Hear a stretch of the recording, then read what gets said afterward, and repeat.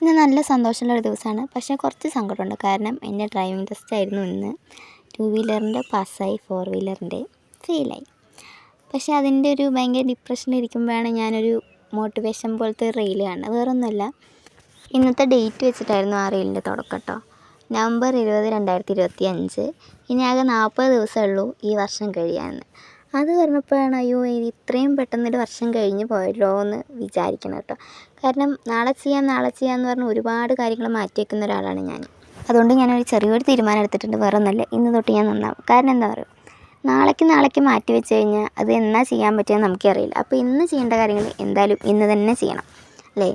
അപ്പോൾ നമ്മൾ ഇന്നത്തെ ഡേറ്റൊക്കെ ഇട്ടിട്ട് ഈ വർഷം ചെയ്യേണ്ട കാര്യങ്ങൾ, ആകെ 40 ദിവസമല്ലേ ഉള്ളൂ, ആ ചെയ്യേണ്ട കാര്യങ്ങളൊക്കെ എഴുതി വയ്ക്കാൻ പോകാം കേട്ടോ. ഇതുപോലെ ഞാനിങ്ങനെ ഒറ്റയ്ക്കിരിക്കുന്ന സമയത്ത്, എനിക്ക് സങ്കടങ്ങളുള്ള സമയത്തൊക്കെ ഞാൻ എടുത്ത് നോക്കുന്ന ഒരു സാധനമാണ് കേട്ടോ ഇത്. തിരുവചനങ്ങളാണ്. എല്ലാ ദൈവങ്ങളെയും നമ്മൾ വിശ്വസിക്കണമല്ലോ.